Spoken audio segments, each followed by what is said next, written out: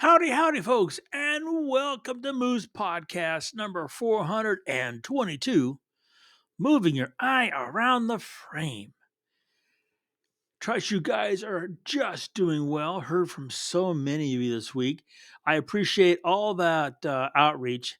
I appreciate you guys starting to go to Spotify and leaving comments. We can have a conversation. More and more are doing it. I think we're up to a whole four, and I am grateful for each and every one of them. I answer them as soon as I get the notification. So you have questions? Hey, just simply go to Spotify, hit comments, any podcast. It shows me, and I am going to answer it.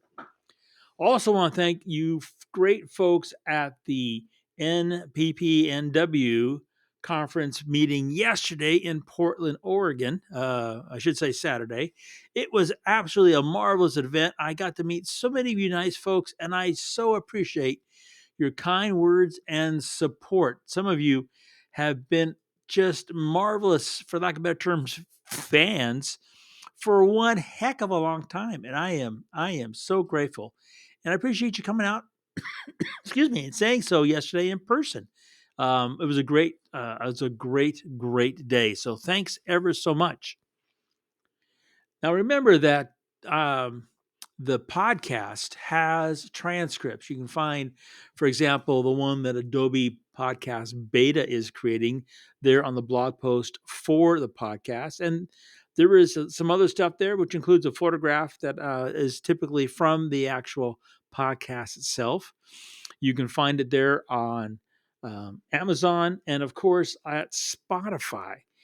So those transcripts are there. I know that some of you really depend on them. That's why we keep putting them out there. So check all that out. Let's see here. What writing? Oh boy, I should be writing on a plane sometimes. I think. Let's see. Yep, I have no clue what that one is. So the next one going on down. Sorry, uh, this coming weekend in just a couple days, we'll be down in Arizona for our first air-to-air clinic. Had a lot of folks ask about it. A number of you are on the wait list. Thank you very much. If we're doing more, and yes, the goal is to do more. Do I have dates? I don't. The logistics of putting on air to air is a bit more complicated than going to even like some place like Yellowstone where you have to get permits um, to take people. So yes, we will, and as soon as we have, the goal is to do two in 2025. And as soon as we have the locations and the dates, we will be putting that information out, and you guys can join us. So that is coming. It's going to bug me. I can't read my own handwriting. Anyway, um, I need to make sure I thank my good friends at Bedford Camera, bedfords.com. I know they've been busy, and you guys have been making them busy because I'm hearing about some of the you guys have been snatching up some great deals on some killer gear. And Bedford's is the place to do that because they do have that huge inventory. They've got amazing pricing. And of course, they are the home of the Moose discount that you see after you check out. It's just a marvelous place. They've got that new store there in Kansas City. They just had this weekend the incredible um, PhotoCon, which was just, I was told from a couple folks, was a huge ball of fun. Lots of great information and even some more killer show deals. And that's just what Bedford does for us photographers. They show up and they make things happen. So I want to thank Bedford Camera for supporting us photographers and of course for sponsoring the Moose Podcast. Moving your eye around the frame. So this podcast comes, like so many, from talking with specifically one individual who was quite concerned about AI and what AI is doing to photography. Well, it's not doing it right. It's only does it if somebody uses it right. It doesn't just because it's on there does instantly go okay. A picture's loaded. I'm gonna. It doesn't work that way. So I want to start off by reading again a statement that Apple made a couple weeks back. Has to do with AI generation AI working with images. And this is from Apple, right? Who just launched Apple Intelligence. And Apple says that a photo, not a artwork, not a painting, watercolor, a photo is a personal celebration of something that really actually happened. Okay. That's what Apple, how they're defining a photograph, not one that's been fixed or changed by AI. So in this conversation, this person was lamenting about how he can't just trust what he sees anymore because all is AI generation. And yeah, somehow politics got involved in the conversation, which I quickly ditched and went back to the heart of the matter. I said, well, if people were just simply moving their eye around the frame, we don't have to worry about it. And he said, what do you mean? I said, well, why is AI most of the time being used? Right? All the new tools that you're being made aware of in Photoshop. And AI has been around for a while, folks. Just keep that in mind. It isn't like just brand new rolled off the shelf. It's been around because it's so complicated. You just couldn't just pull it out of thin air. But back to it, he said, what do you mean? I said, well, why are people using all these new tools, generative fill, generative expand, the remove tool? And he goes, I don't know why. I said, because they're not moving the eye around the frame. You put that camera to your eye. You're the visual storyteller. You're the one that has to decide if the comma goes here or the exclamation point goes there, or you use this adverb or remove that noun. I mean, you're the one that has to go through that frame and look at all the visual elements in that frame and make the decision, yay or nay. Computer ain't going to add them unless you tell them to, whether it's in the viewfinder when you go click with the camera or click with the mouse. And if you just take some time, and of course, that is the big factor, right? And you look, you'd be surprised that you could move left or right, up or down, change your focal length, maybe a f stop, maybe walk closer, step backwards. You could do what I've always called the dance and remove elements that distract the eye from the subject while including those elements that bring the eye to the subject. It's not what it's just not that difficult. It's just not that difficult. But you the photographer have to decide and make it all happen. And how are you going to do that? Well, let's be real honest here, right? How are you going to do that is taking the time to move your eye around the frame or the viewfinder of the camera when you go click. His first thing he says, what is action? And I said, what about it? I don't have time. And I said, this is your photograph. I'm not going to sit here and debate you about it. If you're concerned about AI, don't use it. If you find photographers using it and you are objection to it, don't look at their photographs. Don't emulate them. I said, but and here's the thing, if you want to improve your photography, you've got to deal with a little bit of pain. So you're photographing action and there's something in the photograph you don't like. You have three options. One, don't take the picture. Two, take the picture and don't remove the item, just live with it. Or three, take the picture and remove it. It's your visual storytelling. And it depends on how you see that subject, both with your eyes and your heart, and then how you then see it in the viewfinder, and then how you want us to see it and feel about it.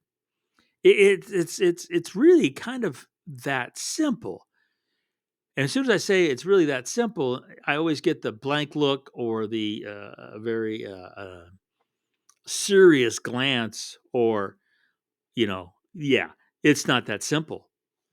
It's only going to be as complicated as you want to make it, because again, it's still your photography.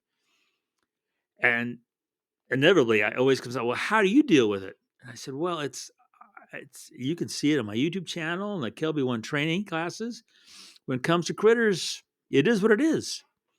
It was kind of I kind of really got a chuckle Saturday at the conference, and in the Q&A period, the lady didn't have a question, just had a statement, and she said, "I just want to thank you for showing photographs with twigs." And she said, "You just took the biggest weight off my shoulders, because everybody keeps telling me I need to remove those twigs later on in post, and you didn't remove any of them." I said, "No, I don't remove them." I said, "We already have, removing enough of the habitat in the real world for these critters. I'm not going to do it in my photographs." And it just cracked me up. Why do we have to have sterilization to have no twigs? I mean, some of them, yeah, if they're going through the head or they're really bright, so and light and bright, I just don't take the picture. I don't go, "Oh, I can take that picture and fix it later." I don't have later. That's the thing that it's hard to understand.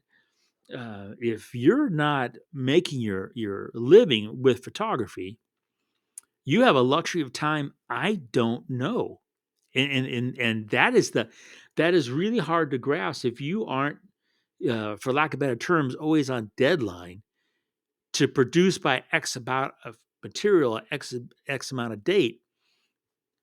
If I'm sitting at the computer fixing what I should have done at the camera, I'm losing money, because the only time I make money is when I'm behind that camera, which means I'm moving my eye around the frame, and I do.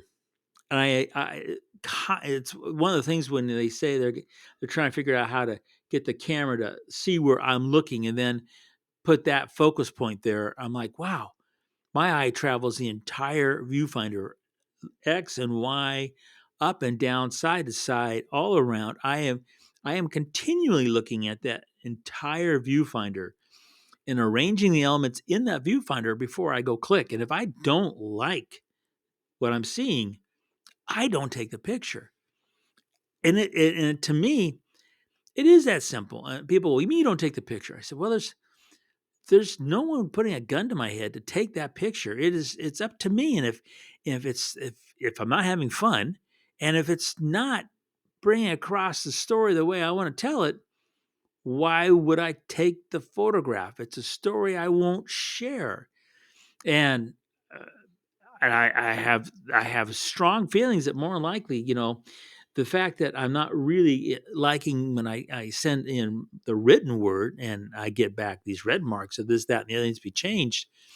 It's the same kind of idea to myself. I take pictures, all of a sudden I have to go and give my photographs a bunch of red marks to remove or move or change or add, or it's like, then I, I'm going to say it. I feel like a failure. I mean, if it there is just no if and buts about it. And then with that, it's like, okay, what did I do wrong and how can I improve it? So I have never, I shan't say never. I don't remember in the last 20 years giving myself that out. And I don't remember, days of film. There was no way of fixing or removing things, but I'm sure I've drank the Kool-Aid at least a couple times. I just don't think about it or I can't remember it. But I just don't give myself that out. I'm always pushing myself, and that's the point that's really, I think, critical, is that it's me pushing me to be better, and that's what I'm trying to encourage you to do. So if you have to, take a deep breath, you know, look for a second, move your eye around the frame, and the risk is missing the photograph by doing that. You have to decide whether that photograph is A, that important, or B, learning is more important. So then when you go out tomorrow, you're better than you are today. And that being better tomorrow, boy, that is the brass ring I'm always reaching for, is to be better tomorrow than I am today. And that is really, really hard. That's really, to me, a bigger challenge than saying yes or no to taking the photograph. But I got to tell you, as long as I can remember, I don't go click until I get done moving my eye all around that frame. Winter's here. We got snow on the peaks around us. The other day, last week, I counted 5 snowflakes here at the ranch. So it's working on it. Flew over Yellowstone on the way to Portland on last Friday, and it had a fresh carpet of snow. So winter's around the corner, and boy, I can't wait to get out there and shoot. You guys have a great week, and remember to make every click your story.